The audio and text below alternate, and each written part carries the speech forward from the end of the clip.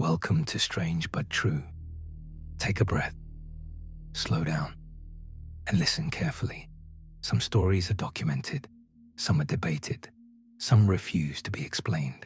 We tell you the stories, you decide what's true. Now, let's begin our journey. The Anunnaki are not introduced as a mystery, they are introduced as a given.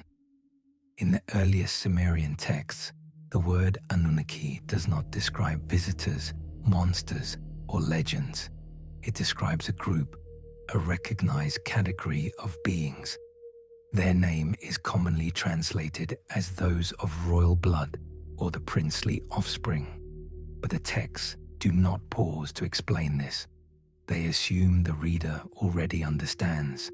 The Anunnaki appear across many kinds of records, administrative texts, temple inscriptions, hymns, legal language. They are not confined to mythic storytelling. They exist inside the same written world as land boundaries, offerings, kingship, and law. This matters because Sumerian scribes were precise about categories. Gods were named, humans were named, cities were named, and the Anunnaki occupy a space that does not fit neatly into any single one. They're described as authoritative. They are involved in decision-making. In many texts, they appear as a council. They gather, they deliberate, they assign roles, they determine outcomes. The language used is functional, not poetic, not symbolic.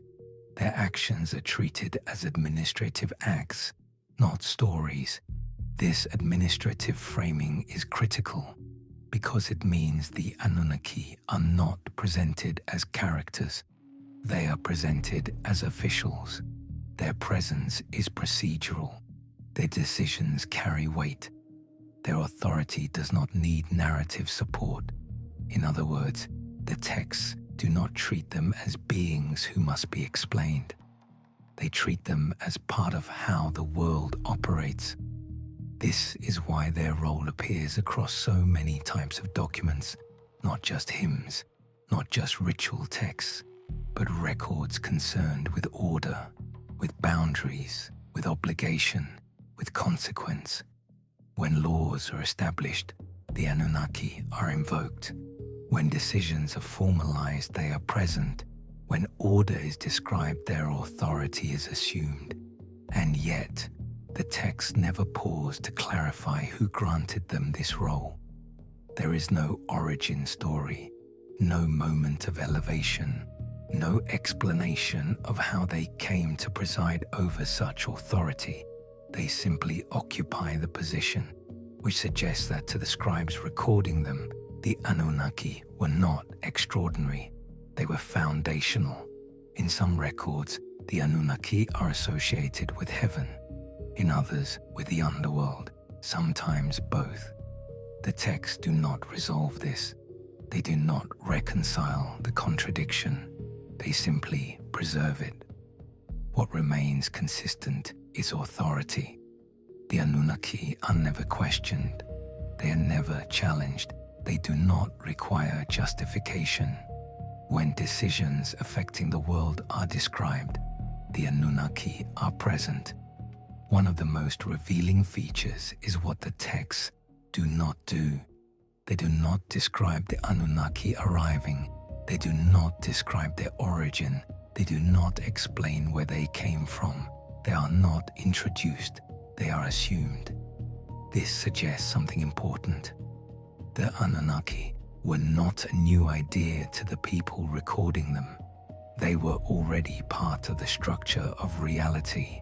Over time, their role narrows. Later texts associate them more closely with the underworld.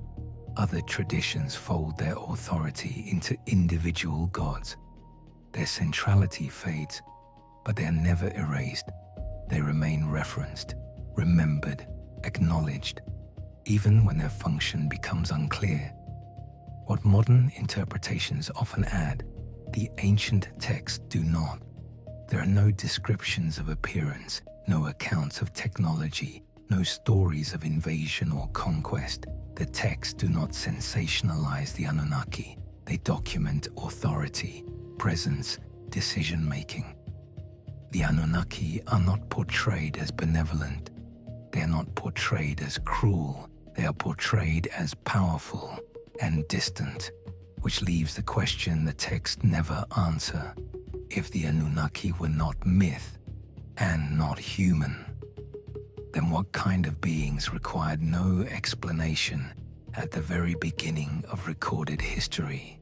The texts do not say.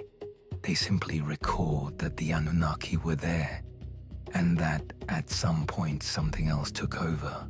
History does not say they left.